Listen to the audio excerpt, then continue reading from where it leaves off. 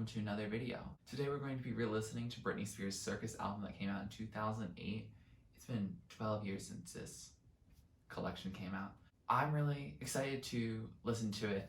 I just remember a lot of the hits from it, so Womanizer, Circus. I actually heard If You Seek Amy for like the first time like a couple years ago and then just remembered it because of Mike's Mike.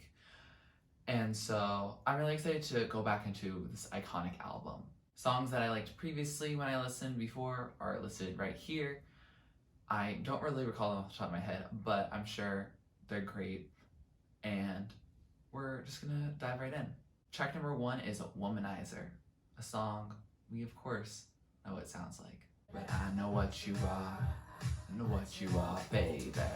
Boy, don't try to, but I know just what you are. You got me going, you oh so charming, but I can't do it. Womanizer, and just what you are. I love doing the Just Dance for this. You just can't find the right companion. Lollipop. Womanizer, womanizer, womanizer, you're a womanizer, oh, you're a womanizer, baby. So that was Womanizer and iconic bop. We know that. I really can just imagine like a full out cool choreography, like a big group choreography. Obviously it was in Just Dance. Back when it wasn't Britney Spears, I think, actually singing it, it was like in the style of Britney Spears where they use like one of their fake things. It's still a bop. The music video is awesome. It's just a jam and it's a great way to start an album. Track number 2 is Circus, another song that we know and that we love and is iconic. Well baby, I'm a put on a show kind of girl. The shots, I'm there watching, let me show me what you can do. Crack out the circus.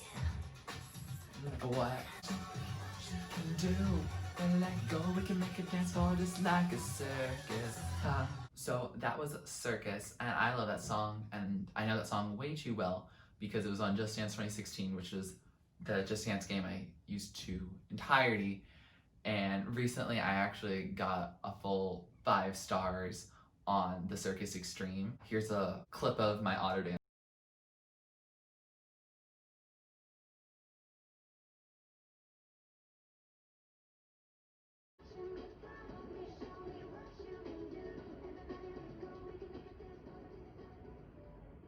Probably makes very little sense, but if you're a Just Dance player, you would know how wild that routine is. It's very difficult to do that, and it took me many years. Just absolute banger. Love the power she's exuding on these first 2 songs. One is just, you know, telling a man off, and the other is like, yo, I'm the one with the pants here. Track number 3 is Out From Under, which I don't recall what this sounds like. I was just going back to her R&B ballad kind of days. Ooh, I like how it dropped into this chorus. Me now, when I'm out from under. Oh, I like how that ended. So that was Out From Under, and that was a cute little number. I don't really have a lot to say about it. I don't exactly know what the song's about. I feel like with Britney, there's not a huge focus on making the song very experimental in terms of, oh, there's a lot of different components. And so this feels just like a nice little cute ballad from the 2000s, which I enjoy. It's just not a lot to discuss. Track number 4 is Kill the Lights, another song I don't remember what it sounds like. Interesting. Oh, you still listen, I don't have to. Oh, this is an iconic song. How did I miss this?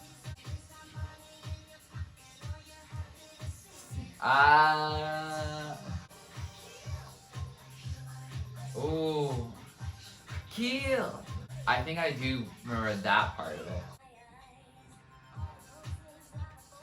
Oh, that was nice, bringing the percussion out and then bringing it back in.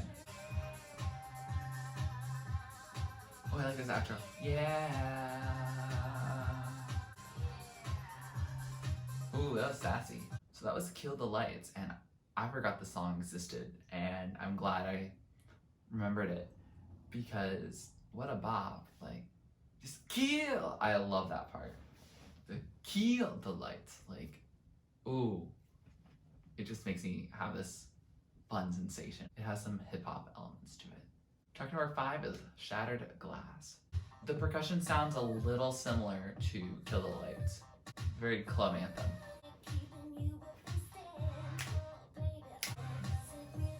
Ooh, I like how that came in. Ooh, are we gonna build?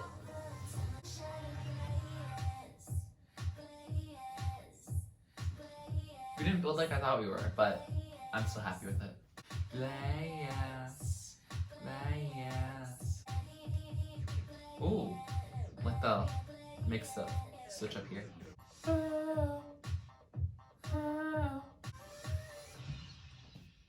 Boom. So that was Shattered Glass, and another song that like is really fun. It's not super long.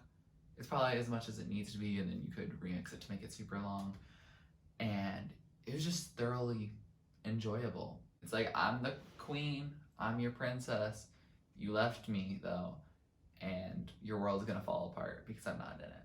Track number 6 is If You Seek Amy. This is a song that I was reminded of this past summer, and I think it was also a TikTok song at one point. So I did hear it from there as well. So I enjoy it now. Let's listen to it again. La la la la la la. I understand what Amy is about, but I don't think I know exactly what this whole analogy and metaphor is. I think I have to read some lyrics for that. Ha ha he he ha ha ho. Love me, hate me, say what you want about me, but all the boys and all the girls are begging to F you seek Amy. I mean, is this not a bop of a chorus? And, you know, a cool hidden message. This song is not for kids, y'all. So that was If You Seek Amy, and what a bop. Like, for the people who were conscious enough to understand what the song was about at the time, it must have been a real iconic moment for the world. And I was like 9, so that wouldn't have been the case for me. I don't even think I remember hearing it on like the radio, because I really listened at that time to Radio Disney, and I don't think they would have done If You Seek Amy on there. But for the people who were adult or adult-ish at that time, I'm sure it was an iconic moment in our culture. I totally understand why it's a TikTok sound now, because it's just a fun song, like sonically and lyrically, so we love that. Track number 7 is Unusual You. Feels suspenseful right here. Ooh, I like the insert of the 4 on the floor bass. I feel like we're building a lot right here. Ooh, it feels very dreamlike, road trip, late night kind of vibes. You know the world is bad when it's not an expectation that a guy says he'll be where he should be. Like what? Come on, that's some pretty low standards. She's expecting him to break her heart. That's so unfortunate. Sweet surprise I could get used to. Unusual, unusual you. Ooh, interesting outro. So that was Unusual You, and I really enjoyed that song. At first it was like, it's a little slow and I was a little nervous, but then there was a lot of suspense. It felt like we were going through a tunnel, if that makes sense. Everything felt like kind of muffled, but there was a lot of sound and ambiance to it. I enjoyed it. It was nice. It's a little heartbreaking to think that this guy just has basic standards, like, hey, this guy is not trying to break my heart. Wow, what an amazing guy. Like, that should be expected. Girls and gays don't settle for anything less. Overall, just a chill song. Not a song I think of when I would think of Britney's music, or even this album, but it's a good one. Track number 8 is Blur. Ooh, that kind of all came in quickly. Ooh, I like the synths going up. Like that? Perfect. Dang, she must have gotten really messed up. I hope she's okay and that nothing horrible happens in the song. So that was Blur. And honestly, I'm just concerned for Britney. Like, the song is about having memory impairment from the night before, probably due to intoxication. And I think she's going over whether or not she was intimate with the person she left with. It sounds like she didn't want to be, and there's definitely some gray area about, is she okay? Was everything she did consensual? I mean, obviously she can't remember anything, like, probably not. So I just hope that she's okay and that that experience didn't end up being traumatic. The song itself is a very chill song. I do enjoy it sonically. The lyrical content's a little frightening to me. I'm glad that it's being talked about, if that makes sense. It makes the experience, I guess, maybe slightly less scary for anyone who's been in the same boat. Track number 9 is Papi. Am I allowed to say that? Feels like a surfer kind of song. Does that make any sense? Okay. I do like the percussion here. It's very groovy. I like the breakdown here. It's fun. It's funky. Always be there for me. This is a real funky part. A little more experimental, I guess. Stand character from earlier. And what a funky song. I like that she said at the end that she's mommy and that makes her partner Papi. Just so it wasn't like a questionable, oh, this is my daddy, I'm the child kind of thing. For some people, go off. For me, not so much. Not really a thing that I'm interested in. I think it was a very interesting choice to put this after Blur. And it makes it seem like, oh, don't worry about me, I'm fine. But Blur was just so serious. And this one is just so chill. It's like, we don't have to worry, play all day. Some line like that is in the chorus. I don't know, it's very interesting to put those songs in comparison next to each other, because I feel like they're almost two very different sides of the same coin.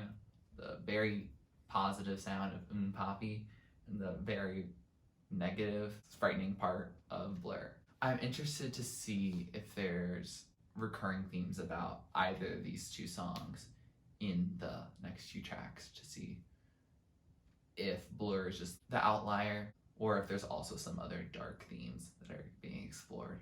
Track number 10 is Mannequin. Ooh, this pre-chorus is very groovy. I don't know what she's saying there. That part makes it sound almost like an acoustic guitar doing some really cool riffs, but then you can clearly tell it's not an acoustic song in the least bit. I don't care, I don't care. It's like a mannequin. Love is like a mannequin. Interesting. It's love like a mannequin because she's not expressing emotions about it, and so she's not being really human and she's being a mannequin. Is that what this is about? This is a kind of a long outro. So that was Mannequin, and I like the song sonically. It felt like it ran a little bit on the longer side. Like, it's just over 4 minutes, and I thought it was gonna end like a whole like 30 seconds earlier, because they just did an outro of Love is Like a Mannequin for like a really long time. And I kind of understand the mannequin thing about maybe just not showing emotions or something, or it being all for show, maybe, because like mannequins just show off like their clothes and they don't really have a personality. Maybe that's what it's about. I'm not quite sure, and I don't know if it's because I need to listen to it more, I need to read some lyrics, or if that's just not fully fleshed out. It's an intriguing song because it's not as straightforward as a lot of other Britney hits. Track number 11 is Lace and Leather. This should be interesting. Ooh, I like that bass in the beginning. This bass is killer. Apply the pressure, all decked in lace and leather. Oh wow. So that was Lace and Leather, and wow, that song flew by. I realize it's just under 3 minutes, but wow, it just flew by, especially in comparison to Mannequin. I don't know if that means I don't like Mannequin or something. Lace and Leather was really fun, actually. It's not as freakish or wild or out of the box as I thought it would be. It's much more about, oh, it's just like what she's wearing, and men find that attractive, apparently. It's a fun song, just a fun little jam. The bass on it was killer. I definitely enjoyed that. Yeah, just a little fun little number. Nothing too serious. Track number 12 is My Baby. We're stripping it back here. She has a good acoustic singing voice that's not as much auto-tuned, like if you say gamey. My baby. Oh, I didn't realize she was gonna do that. Cool extended sound. So that was My Baby. And wow. I mean, the song is very pretty and very beautiful. It's not what I am expecting from a Circus album. It also feels a little like out of place for Britney Spears as a whole. And that doesn't make the song bad, it just means it's not what I think of when I'm saying, oh, let's turn on a Britney song, if that makes sense. Very pretty. It's just a very typical love song, like, my love's with you, it's you, I only want you. And that's good for her. Like, I'm happy for her. It just doesn't fit with the same vibe of she's being like a female player on a lot of these other songs. So it's interesting. Track number 13 is Radar. Isn't this also on Blackout? Can some Britney fan tell me why it's on both albums? Kind of sounds like the start of If You Seek Me. Just a little bit. On my radar, on my radar, on my radar, on my radar. I did know this song before, since I had also listened to Blackout as well. I do like this beat sound in the background. I don't know what it exactly sounds like. It sounds a lot like the sound between Tainted Love and Where Did Our Love Go, if you listen to that full mix. This is a real interesting bridge here. On my radar, on my radar, on my radar. So that was Radar, and I had a similar feeling that I got with Mannequin, in which it could have been like 30 seconds shorter and we would have lost really nothing from it. I've heard this on both Blackout and Circus before. It hasn't ever really been one of my favorites in the first place, and just how long it is in comparison to some of the other songs on the album that I do like more. Like, I wish it would have been trimmed here and maybe added in other places. Track number 14 is Rock Me In. Okay, that was a start. Feels almost a little bit like a video game. I feel like I would have heard this in like Sonic Heroes. Did anyone else play that? That also listened to this album? This is just a real fun song.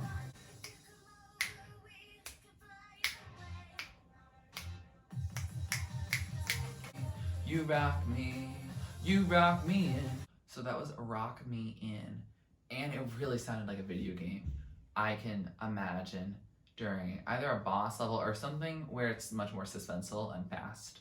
Definitely not like I'm walking through the town in Pokemon or Animal Crossing. More like, oh, I gotta go defeat this bad guy, or this level is just very tense and suspenseful.